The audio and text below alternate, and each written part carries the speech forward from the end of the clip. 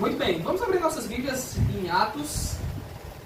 Hoje nós vamos dar prosseguimento ao nosso estudo expositivo desse livro. No capítulo 3, Atos dos Apóstolos. Atos capítulo 3. Como o capítulo é extenso, nós vamos fazer a priori a leitura dos versículos 1 a 11. Atos, capítulo 3, inicialmente leitura dos versos de 1 a 11.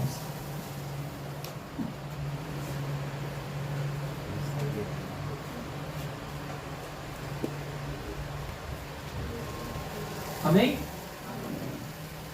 Diz assim a palavra do Senhor: E Pedro e João subiam juntos ao templo à hora da oração, a nona. E era trazido um homem que desde o ventre da sua mãe era coxo, o qual todos os dias punham à porta do templo, chamada Formosa, para pedir esmola aos que entravam. O qual, vendo a Pedro e a João, que iam entrando no templo, pediu que lhes dessem uma esmola. E Pedro, com João, fitando os olhos nele, disse: Olha para nós. E olhou para eles, esperando receber alguma coisa. E disse Pedro: Não tenho prata, nem ouro, mas o que tenho, isto te dou. Em nome de Jesus Cristo, o Nazareno, levanta-te e anda. E tomando pela mão direita, o levantou, e logo seus pés e arteiros se firmaram. E saltando ele, pôs-se em pé, e andou e entrou com eles no templo, andando e saltando e louvando a Deus. E todo o povo viu andar e louvar a Deus. E conheciam-no, pois era ele o que se assentava a pedir esmola à porta formosa do templo. E ficaram cheios de pasmos e assombrados pelo que acontecia. E apegando-se o coxo que fora curado a Pedro e a João, todo o povo correu atônito para junto deles, ao alpendre chamado de Salão. Pai, nós pedimos aqui auxílio do Teu Santo Espírito, para compreendermos a Tua palavra, e que essa palavra altere as nossas vidas para a Tua honra e para a Tua glória. Em nome de Jesus, amém. Fique sentado. Nós temos visto aqui no livro de Atos como Deus tem atuado grandemente na vida daqueles irmãos e no início do que a gente chama da igreja primitiva. E para que a gente possa entender melhor o contexto do capítulo 3, a gente precisa olhar um pouco para trás, para o primeiro capítulo e para o segundo capítulo.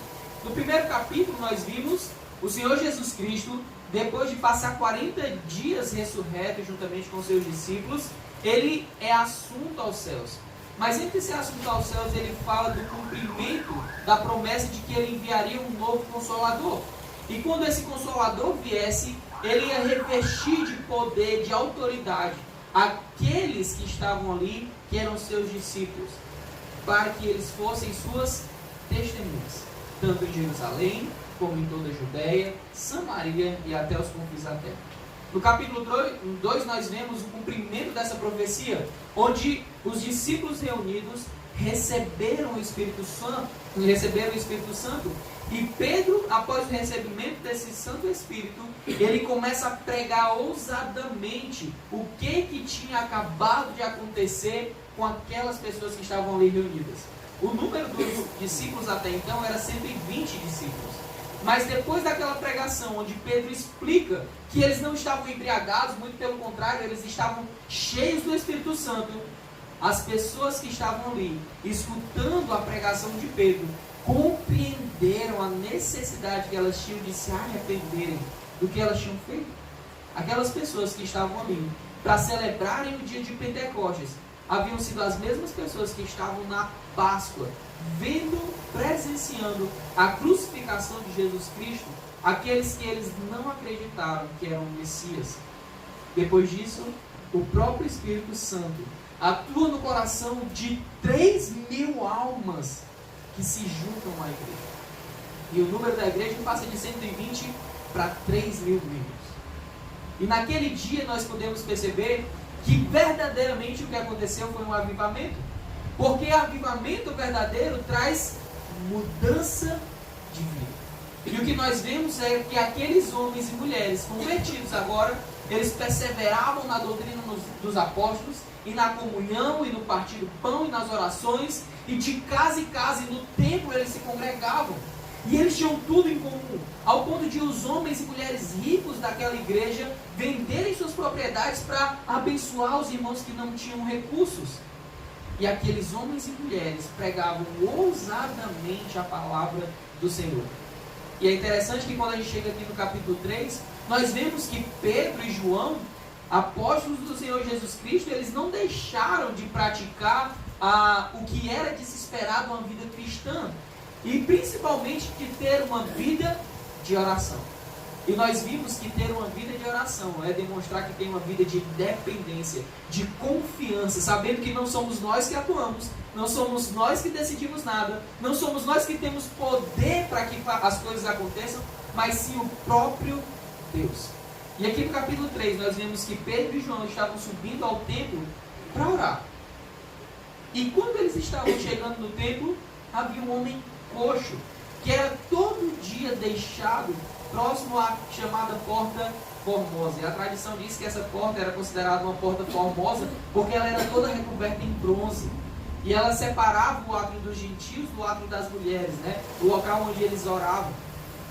E Pedro e João, chegando ali, aquele homem vai pedir uma coisa que naturalmente ele pedia para todas as pessoas que passavam ali. Ele pedia esmola. Mas agora a gente precisa lembrar que quando a gente vai estudar a Bíblia, quando nós vamos fazer uma interpretação verdadeiramente hermenêutica, exegética de um texto, a gente não pode, na verdade, simplesmente olhar para a passagem e achar que aquela passagem é o mesmo contexto que a gente. Tinha todo o contexto histórico, político, social por trás daquela passagem. Naquela época, a vida de um deficiente físico era muito pior do que é hoje. E nós sabemos que a vida dos deficientes físicos hoje já não é fácil. Naquela época era muito pior. Hoje em dia, graças ao bom Deus, nós temos leis que asseguram cada vez mais direitos para os deficientes físicos.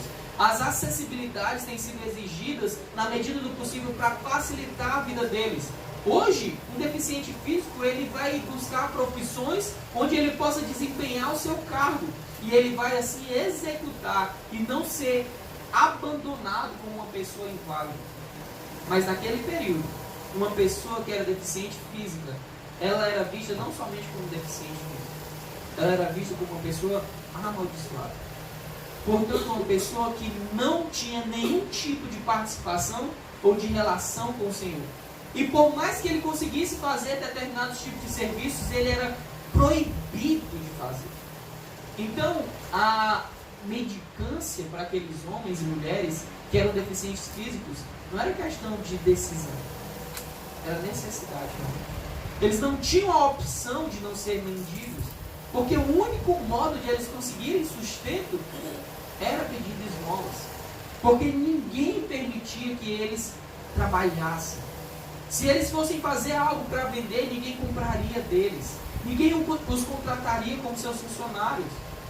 E a vida daquele homem ali era todos os dias ser levado por outras pessoas para a porta do templo para pedir ajuda àquelas pessoas que estavam chegando ali. E a gente entende mais ou menos o porquê que o templo era um dos locais onde se mais tinham pessoas pedindo ajuda, esmoléis. Porque muitas vezes o que acontecia era as pessoas iam para o templo com a ideia de impressionar Jesus com suas boas obras. Então elas eram muito mais suscetíveis a ajudar financeiramente aquelas pessoas que estavam precisando. Não porque elas tinham um coração bondoso, não porque elas tinham um coração grato ao Senhor por tudo que Deus tinha feito na vida delas, mas porque elas queriam que Deus, que estava tão pertinho ali no templo, olhasse para o que elas estavam fazendo. Então, ele vê João e vê Pedro, e o que ele faz? Ele pede esmola. Ele queria receber ajuda financeira. E o versículo 3 diz o seguinte: o qual, vendo Pedro e a João que iam entrando no templo, pediu que lhes dessem uma esmola. E Pedro e João, fitando os olhos nele, disse: olha para nós. que ele estava pedindo? Esmola. O que Pedro fala para ele? Olha para nós. O que vocês acham que passou na cabeça daquele homem naquele momento? Vou ganhar uma ajuda. Estou pedindo esmola. O cara diz, olha para mim, me dá. Aí Pedro quebra o barato. Não tenho nem prazo nenhum. Nós temos que entender que o objetivo daquele homem era puro e simples. Ele queria ajuda financeira para se sustentar. Mas Pedro tinha algo muito melhor, muito mais valioso para oferecer para ele. E aqui eu quero fazer a primeira reflexão dessa. Será que você tem verdadeiramente entendido o que é mais valioso na nossa vida? Será que você tem entendido que o que vem do Senhor, sejam as riquezas, sejam a saúde, sejam as oportunidades, tudo isso vem dele, não de nós? E que nada de dinheiro pode se comparar ao que provém do Senhor como algo de transformação de vida? Muitas vezes a gente balança a cabeça dizendo que concorda, que as coisas do Senhor, as coisas espirituais são muito mais importantes. Ontem mesmo eu estava falando com os jovens no culto de mocidade que a gente foi, eu estava pregando na igreja Batista do Passaré, aqui próximo, e lá eu estava falando para eles sobre a questão de, muitas vezes nos velórios a gente vê sendo falado o que é dito lá em 1 Timóteo, no capítulo 6, onde diz que nós viemos a esse mundo sem nada e nós vamos dele sem nada, sem poder levar nada. E até os descrentes em velórios começam a refletir sobre a brevidade da vida, sobre a questão de eles não poderem levar nada do que eles conquistam aqui, mas no outro dia ele já está vivendo como se nada daquilo tivesse passado pela sua vida. E infelizmente muitos crentes têm vivido do mesmo modo. Chega aqui, escuta a palavra do Senhor, é verdade, eu preciso fazer isso, eu preciso mudar. Passou desse pontão, é como se não tivesse escutado nada. Sabe por quê? Porque isso diz respeito ao valor que nós damos ao que é prioritário.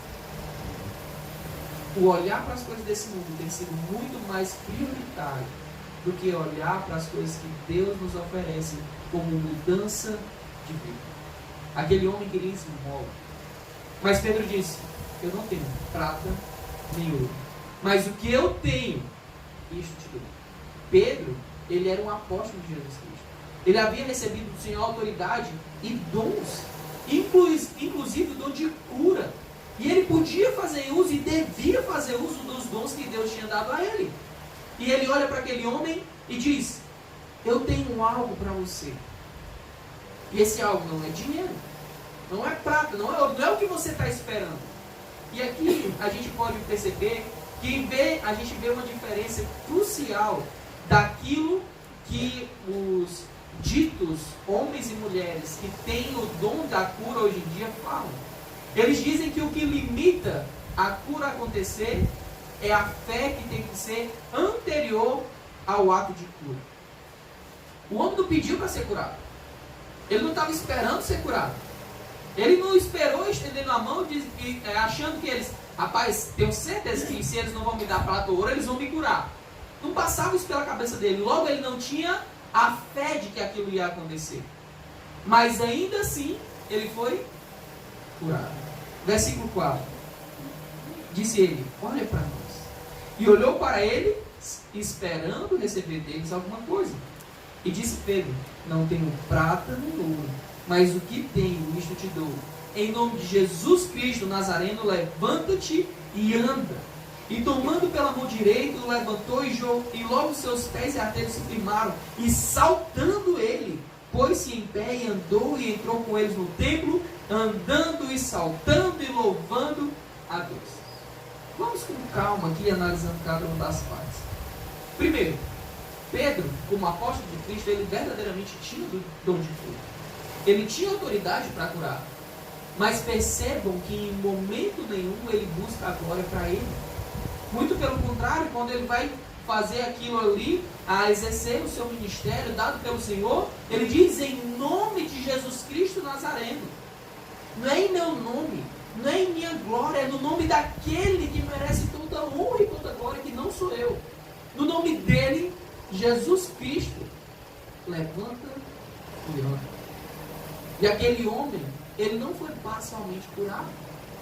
E aqui nós vemos um segundo sinal sobre como nós podemos identificar se o milagre realmente vem de Deus. Os milagres vindo de Deus, eles não são milagres parciais. Eles são milagres reais, plenos, completos. Aquele homem não se levantou e saiu caxingando. Aquele homem, como a gente vai ver depois do capítulo 4, ele há mais de 40 anos, ele era um coxo de nascença. Ele nunca havia andado. E ele levanta de um pulo e ele entra acompanhando Pedro e João no templo, saltando. E aquele homem também recebeu, após o seu milagre, a fé que vem do alto, para compreender o que tinha acabado de acontecer. E o que é interessante é que no versículo 8 diz o seguinte: e saltando ele, pôs-se em pé e andou, e entrou com eles no templo, andando e saltando. Depois de andar e saltar, o que ele estava fazendo, segundo o texto? Louvando a quem? A Deus. A quem? A Deus. Não era João. Não era Pedro que ele estava louvando. Ele sabia que o nome daquele em que ele tinha sido curado, Jesus Cristo Nazareno, ele era Deus. Aquele homem ganhou muito mais do que o movimento das suas pernas. Aquele homem ganhou a salvação. Deus o alcançou lhe dando a fé. Ele compreendeu que o seu processo de cura em nome de Jesus só podia vir de verdadeiramente um homem que não era somente um, que era o próprio Deus encarnado. E é por isso que ele entra no templo não dando glória a João e a Pedro. Ele entra no templo dando glória a Deus, quem é quem merece toda a honra e toda a glória. Mas infelizmente o que nós vemos hoje são pessoas que querem glória, honra para si, não para Deus. Qualquer pequeno benefício, qualquer pequeno avanço que se tem em uma igreja, os homens atualmente prontamente querem reclamar o que aconteceu para a sua própria honra. Eu quem fiz, eu quem tenho o poder. Está vendo? Se nós estamos num local tão maravilhoso como esse, é devido à minha perspicácia, é minha insistência. E começam a ser falados mil e uma coisas, como eles achassem que eles têm poder para fazer algo. Pedro havia recebido como apóstolo autoridade para curar, mas ele não fez uso de recursos de louvor para si, porque ele entendia: o crente não vive a vida dele para receber glória, mas para dar glória a Deus. É para isso que nós devemos viver a nossa vida. Uma vida baseada em louvor próprio é uma vida de quem não conheceu a Cristo verdadeiramente. Se tudo que você faz, você busca ter contentamento no que você fez, você procura ter louvor no que você fez, repense sua vida. Se você acha que é um crente, mas tudo que você faz é para que o seu nome seja lembrado, repense. O que o Senhor espera de nós? Que nós cresçamos e que Ele diminua? Que nós diminuamos e que Ele fez. Que a gente seja escondido completamente atrás do nome de Jesus Cristo. E o que é mais impressionante, Deus usa homens e mulheres imperfeitos. Eu só para ouvir disso. Um miserável pecador, chamado para ser pastor, mas não por isso sou melhor do que vocês. Sou necessitado da mesma ação de misericórdia da parte do Senhor. Preciso diariamente lutar contra o pecado. Preciso diariamente olhar para Cristo como o autor e consumador da fé que habita em mim. Porque eu não tenho poder em mim mesmo. Eu posso passar a minha vida inteira, irmãos, a minha vida inteira lutando pelas próprias forças, tentando salvar um de vocês. E sabe o que eu vou conseguir? Nada. Porque eu não tenho poder nenhum para atuar. Pedro, se vocês bem leram os evangelhos, vocês sabem. Um homem muito cabeça dura, rápido para falar, e na maioria das vezes falava muita besteira. Por diversas vezes foi repreendido pelo Senhor, ao ponto de ele, não entendendo a necessidade do próprio Cristo se sacrificar, exortou ao próprio Deus encarnado, dizendo: Senhor, não fale isso de ti mesmo. E é interessante que o texto diz, né, que ele puxa o Senhor no canto, né? Chamou pra... Você não sabe o que você está falando. Se sacrificar, tá doido. Nós só temos autoridade e entendimento quando isso vem do Senhor. Hoje de manhã nós vimos, no nosso momento de comunhão e de ceia, que nós recebemos do Senhor o mistério da reconciliação. E quando nós anunciamos o nome de Jesus Cristo, é como se o próprio Deus falasse por nosso intermédio.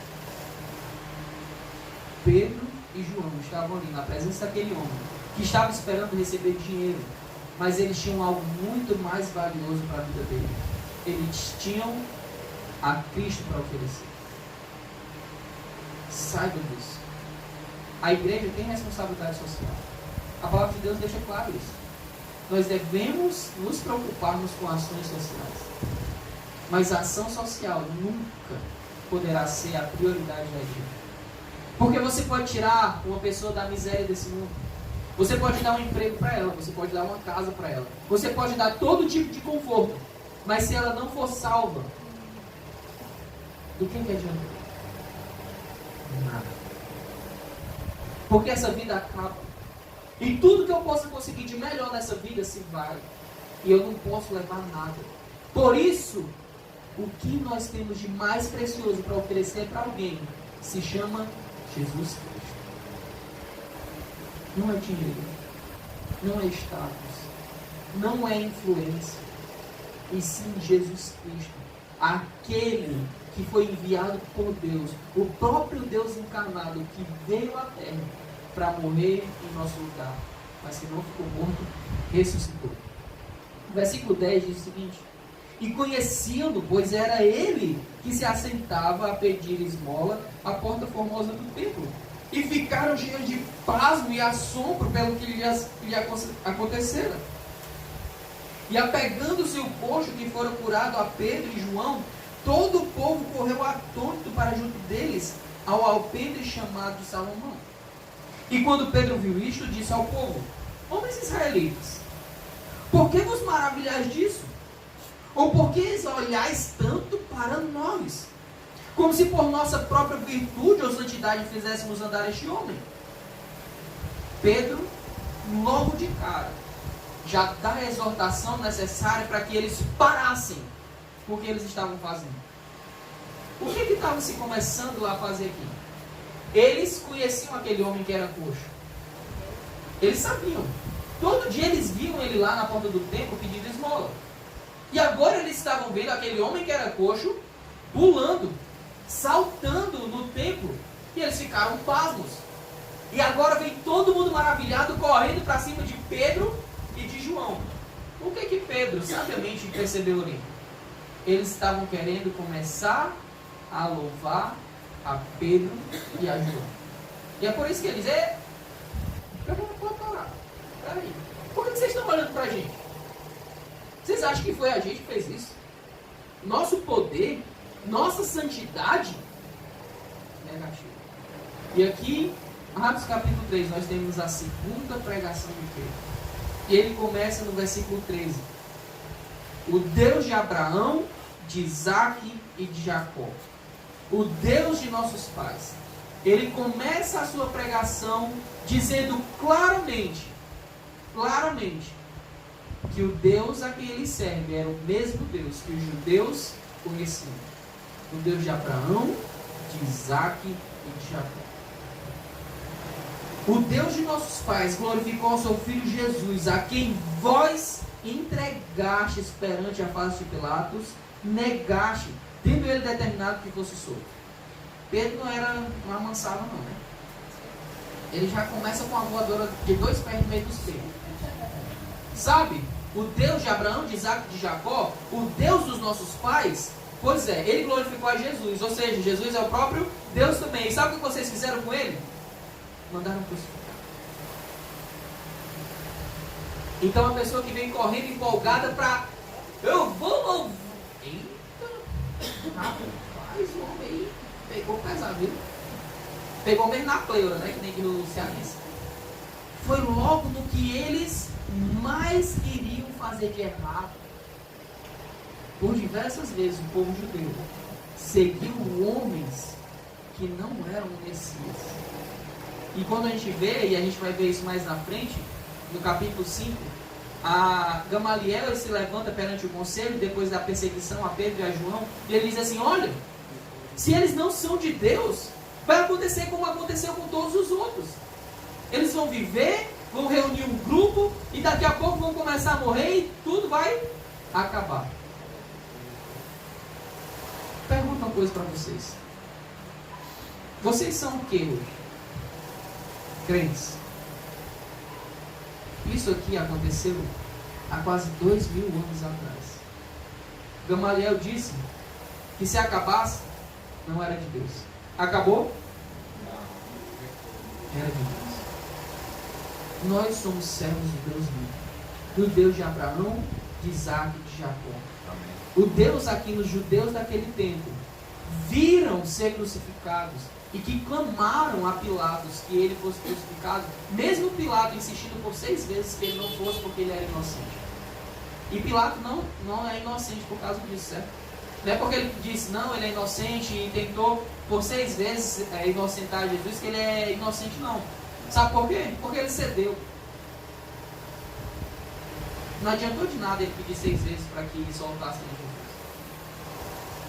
Então, Pedro já começa muito claramente falando sobre o pecado daqueles homens de negarem o Cristo, o Messias prometido. Versículo 14. Mas vós negastes o santo e o justo. E olha isso aqui, muito importante. A linguagem utilizada aqui por Pedro é a linguagem comumente utilizada no Antigo Testamento para Deus Pai. Ele, ao falar isso, fazer uso dessa linguagem, dessa nomenclatura, para Jesus Cristo, ele estava dizendo que Jesus Cristo era o quê? Deus. Deus. Vocês negaram o santo e o justo e pedistes que vos dessem um homem homicida. Agora o versículo 15 diz respeito a 3 fases importantes nesse processo que estava acontecendo em Jerusalém. E matastes o príncipe da vida, a qual Deus o ressuscitou dentre os mortos, do que nós somos testemunhas. Vocês mataram, Deus ressuscitou e nós somos testemunhas. Vocês mataram, Deus ressuscitou, nós somos testemunhas. Pedro estava dizendo abertamente que ele era testemunha, tanto ocular como de fé, de que aquele era verdadeiramente o Filho de Deus, que para cumprir as profecias do Antigo Testamento foi morto, rejeitado, mas que Deus também, para cumprir as profecias, ressuscitou a ele dentre os mortos. E agora eles estavam cumprindo a ordenança que o próprio Cristo havia dado para eles, de falar dele para outras pessoas, de serem suas testemunhas. E vocês lembram qual era a palavra para testemunha no grego? Mártir. Mártir. E a palavra mártir ganhou o contexto e o significado que nós usamos hoje por conta dos cristãos. As testemunhas de Jesus Cristo, elas eram testemunhas tão fiéis que elas estavam dispostas a dar a própria vida e não negaram o Evangelho. A Bíblia, especialmente o Novo Testamento, é o documento antigo mais atestado da história. E por diversas vezes, quando nós vamos evangelizar, as pessoas questionam: como você pode acreditar em um livro escrito por homens? E você pergunta para ela, né? Qual é o livro que tu lê que não é escrito por homem? E os livros de história, que às vezes tem 1, 2 pergaminhos, são tidos como plena verdade. Sabe quantos manuscritos nós temos no Novo Testamento? Mais de 5.000. É o documento antigo mais atestado de toda a história. E relata fatos que não se esperavam ser vistos. Mulheres como sendo prova de evidência da ressurreição. Ninguém dava crédito à palavra de uma mulher. E de repente a Bíblia coloca uma mulher, e mulheres na verdade, para atestar que Cristo ressuscitou. Mulher não tinha peso de veracidade na sua palavra. Por que se eles estavam forjando isso, por que eles usariam alguma pessoa que não era dado crédito? Mulheres. Sabe por quê?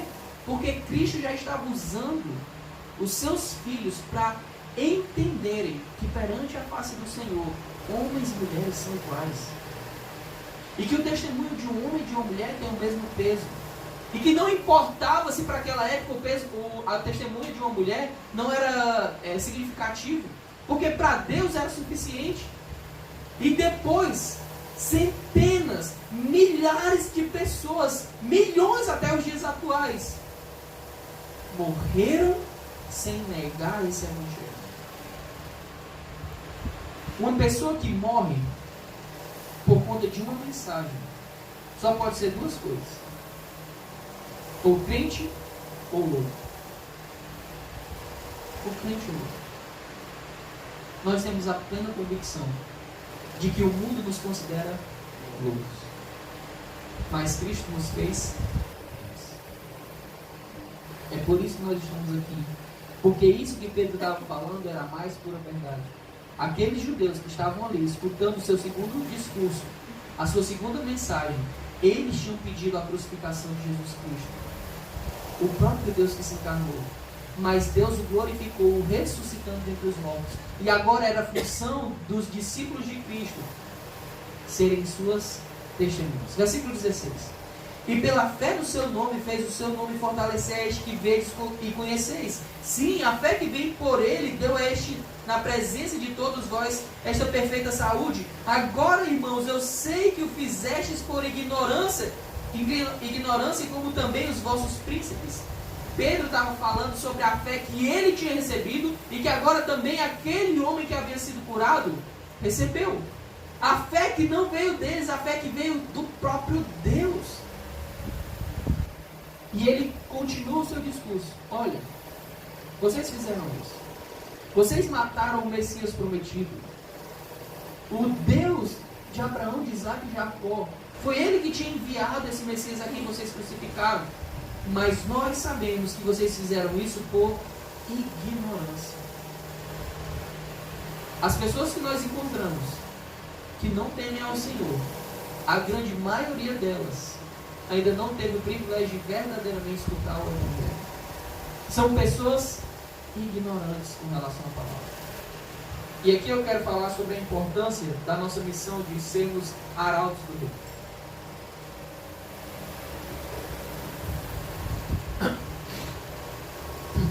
Ele estava dizendo que aqueles homens tinham feito isso, mandado crucificar o Cristo por ignorância. Prestem atenção. Não caiam na fábula de que a ignorância nos exime da terra. Isso não é real. A Bíblia diz que somente o fato de contemplar a natureza já faz dos homens indesculpáveis. O que Pedro estava falando para eles era: vocês não sabiam, porque não haviam entendido as promessas do Messias que viria. Vocês esperaram o Messias que vinha libertar vocês, principalmente do Império Romano. Vocês queriam um rei que ia já de pronto assumir o trono Davídico. Cristo vai fazer isso, mas aquele não era o momento. Então por isso eles rejeitaram a Jesus como Cristo. Mas ele estava dizendo: vocês fizeram isso por ignorância. Mas uma pessoa ignorante em relação ao Evangelho, ela precisa ser alertada. Muitas pessoas estão ao nosso redor, ignorantes, alheias ao Evangelho. É nossa função alertá-las. Porque se nós não alertarmos essas pessoas, elas já estão condenadas. Muitas vezes, a gente vê pessoas que querem amenizar a seriedade do pecado, dizendo assim: ah, mas e os índios inalcançados dentro da floresta? Deus vai salvar eles. Porque ninguém chegou lá para falar. Se ninguém chegar para pregar o evangelho, fosse sinônimo de salvação, não tinha sentido missões. É só deixar na ignorância. Porque é burrice. Se a ignorância me dá salvação, eu mando o missionário, eu estou arruinando a chance daquele cara ser salvo. Ele tinha 100% de garantia de ser salvo. Vai o missionário, prega o evangelho para ele, alguns se convertem, outros não. Rapaz, o cara que estava 100% de certeza de ser salvo, agora está 100% de certeza de ir para o inferno. Não tem lógica. Sabe por quê? Deus fez a natureza para que o homem contemplasse e visse que ele existe. Que existe um Deus maior. A natureza, a revelação geral, como nós dizemos, ela é suficiente para condenar, mas ela não é suficiente para salvar. Uma pessoa que olha para a natureza, contempla a natureza e diz assim, isso aqui não pode ter vindo do acaso. Ela está no caminho certo. Ela entende que existe algo maior. Mas isso não faz dela uma pessoa salva. É por isso que nós temos a missão de pregar no evangelho. Essa é a nossa missão. Sermos testemunhas de Cristo. Falar de Cristo para outras pessoas. E por diversas vezes nós negligenciamos. E as pessoas que estão ao nosso redor permanecem o quê? O que Pedro chamou eles aqui? Ignorantes. Muitas vezes são os nossos amigos na faculdade, os nossos colegas de trabalho, os nossos familiares que permanecem ignorantes porque você não abre a boca, porque você não fala de Cristo. E sabe o que vai acontecer com ele quando ele morrer? Inferno. Não existe outro caminho. Ou céu ou inferno. Não existe meio termo. Deus é tão misericordioso ao ponto de nos dar o privilégio de participarmos da sua obra, desejando que nós atuemos como suas testemunhas. E é isso que Pedro estava fazendo. Versículo 18. Mas Deus assim cumpriu o que já dantes pela boca de todos os profetas havia anunciado, que o Cristo havia de padecer. Agora vem aqui o chamado ao arrependimento do versículo 19. Arrependei-vos, pois, e convertei-vos para que sejam apagados os vossos pecados. Se você está aqui nessa noite e você não é um crente no Senhor Jesus Cristo, eu clamo e exorto a você: se arrependa dos seus pecados e se converta. Esse é o único modo de você ser reconciliado com Deus. A reconciliação vem por meio de Jesus Cristo, porque Cristo é quem paga o escrito de dívida do nosso pecado. 2 passos Pedro fala aqui para aqueles homens que estavam escutando a ele. Eles precisavam se arrepender de terem negado ao Messias que eles viram ser crucificado. Eles precisavam entender que eles estavam errados e estarem dispostos a mudarem. Mas essa disposição para a mudança não é uma disposição que acontece uma única vez, é uma disposição para o resto da vida. E é por isso que é necessário, além do arrependimento, a conversão. Arrependimento diz respeito à mudança de pensamento sobre o que é certo. Eu estava enganado. Eu reconheço agora que eu estava errado. A conversão diz respeito à mudança de caminho, de atitude. O crente, quando verdadeiramente ele se converte, ele muda de caminho, ele muda de atitude, ele passa a frutificar. Isso significa dizer que o crente para de pecar? Não. Sabe o que acontece? O crente está lá, seguindo os caminhos do Senhor, e ele vai, vez por outra, ele começa a se desviar do caminho do Senhor. Deus dá uma pancada nele, que a gente chama de disciplina. Em Hebreus vai dizer que essa pancada, disciplina, sabe o que é? Prova de amor. Um pai que ama seu filho, ele disciplina, a fim de que o seu filho compreenda que o caminho que ele está traçando não é bom para ele. Deus é um pai amoroso. Os crentes compreendem que estão errados, se arrependem e eles começam a traçar um novo caminho. Por diversas vezes eles querem pegar atalhos e o Senhor não permite. Saiba, um crente que se desvia só tem 2 caminhos para ele. Ou a pancada é forte o suficiente para ele voltar para a igreja, ou a pancada mata ele. Crente que se desvia, continua se dizendo crente, está tudo bem, Não é crente. Porque a falta de disciplina mostra que ele não tem um pai que ama. E sabe quem é o pai que não ama e vive dando presente para dizer que é um pai legal? Satanás. Se a sua vida está boa, se a sua vida está tranquila e você está sem Deus, saiba que quem está te mimando não é ele. É Satanás. E o caminho que você está traçando vai te levar ao inferno. Por diversas vezes a tentação é grande das nossas igrejas de quererem falar somente da parte maravilhosa, da misericórdia e da bondade de Deus do Evangelho, que é precioso. Mas é necessário pregar o arrependimento. E quando nós fazemos isso, nos arrependemos e nos convertemos, o que Pedro diz que acontece? São apagados os nossos pecados. Apagados. Sabe a sua ficha criminal com todos os seus pecados? Ela deixa de existir, porque Cristo risca o escrito de dívida que você tem. Então, se você está aqui nessa noite e você não teme ao Senhor Jesus Cristo, eu te digo, te arrepende, te converte. É o único meio do seu pecado ser apagado. Porque se o seu pecado não for apagado, não é possível que você chegue à presença do Senhor. Não entra pecado na presença do Senhor. Você precisa estar 100% limpo. E o único que pode te purificar do teu pecado é Jesus Cristo. E ele diz que para que venham assim tempos de refrigério na presença do Senhor. Quando nós nos convertemos, depois de termos nos arrependido, os nossos pecados são apagados.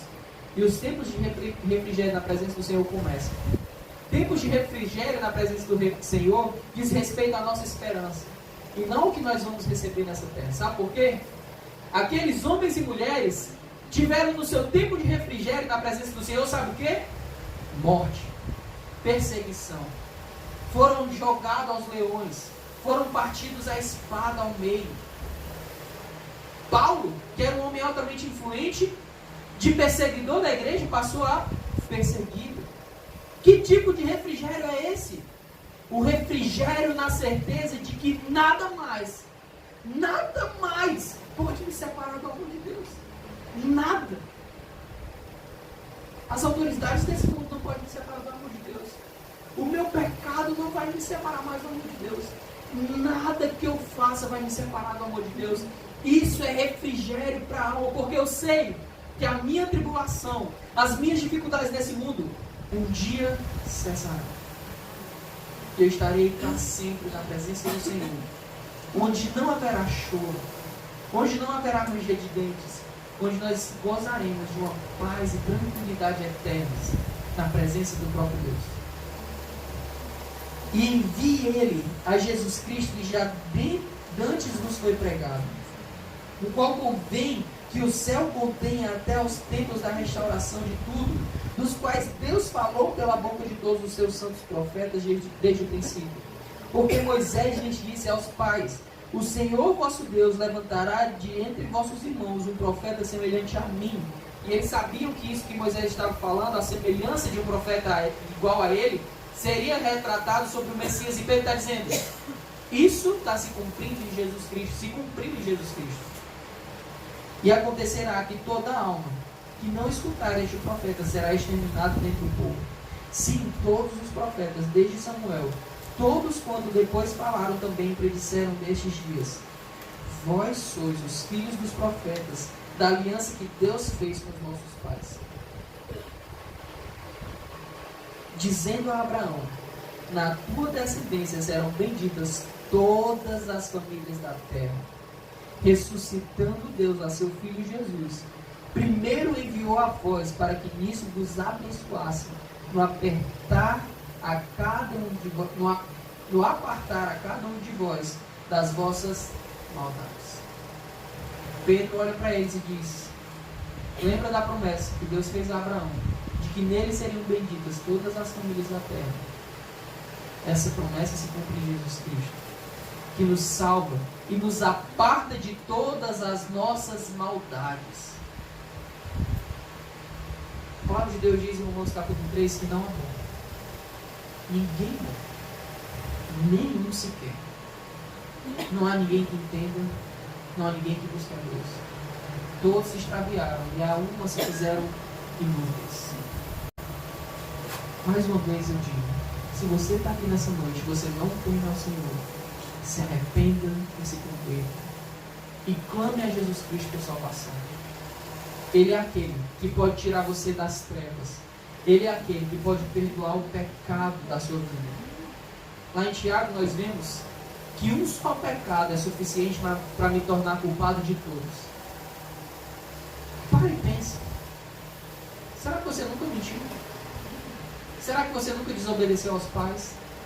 Será que você nunca olhou para alguém com intenções impuras? Qualquer que seja o pecado, já te faz indesculpável na presença do Senhor, passível de uma punição eterna. Se arrependa e se converta para que sejam apagados os seus pecados, para que venham assim tendo refrigério na presença do Senhor. E você, crente, essa é a mensagem que você tem que propagar. O Deus Criador de todo o universo enviou o seu Filho ao mundo para morrer em nosso lugar. Ele morreu, mas ele não ficou morto. Ele foi ressuscitado. Ele ressuscitou, está à destra de Deus Pai, na glória. E esse Deus encarnado, ele virá novamente para nos buscar. Eu não sei quando Cristo vai voltar.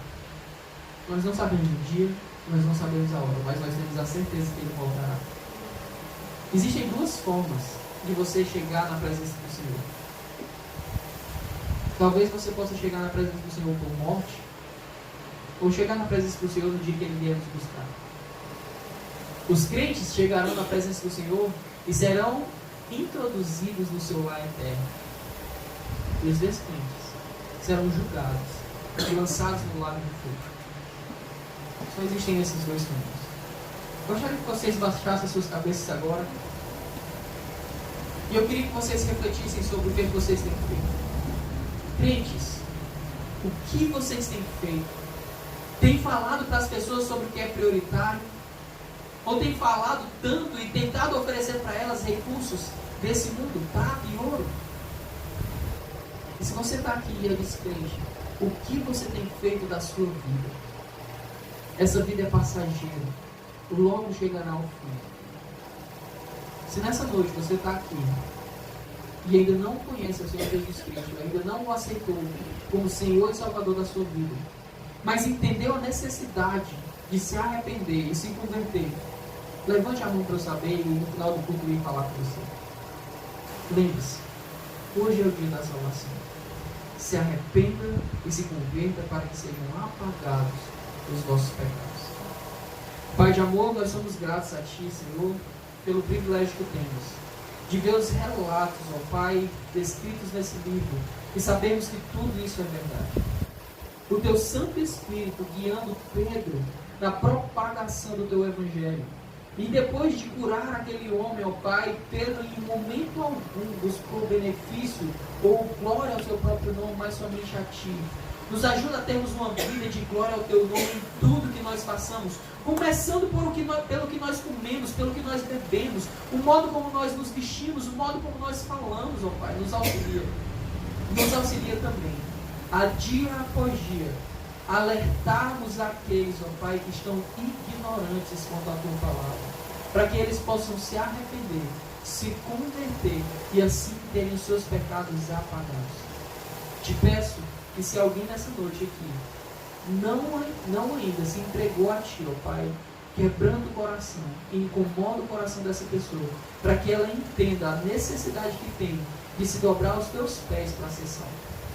É o que eu te peço em nome de Jesus Cristo, que vive e reina para todo sempre. Amém. Amém.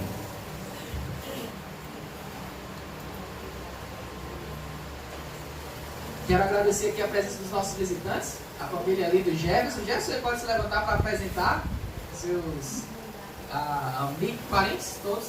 Minha mãe, Heloísa. Prazer. Meu irmão, Liberato. E a amiga, Rebeca. Deus abençoe todos vocês. É um prazer muito grande tê-los conosco, tá certo? Ali nós temos outra família também querida, que está nos visitando, né, pela segunda vez. Ali o Rodrigo, a tia Socorro. E aquele jovem ali que sabe o nome, quem já aprendeu. Ninguém aprendeu? Tá fraco. Não receberam alimento, viu? Não sabe o nome? Tá desse jeito, né?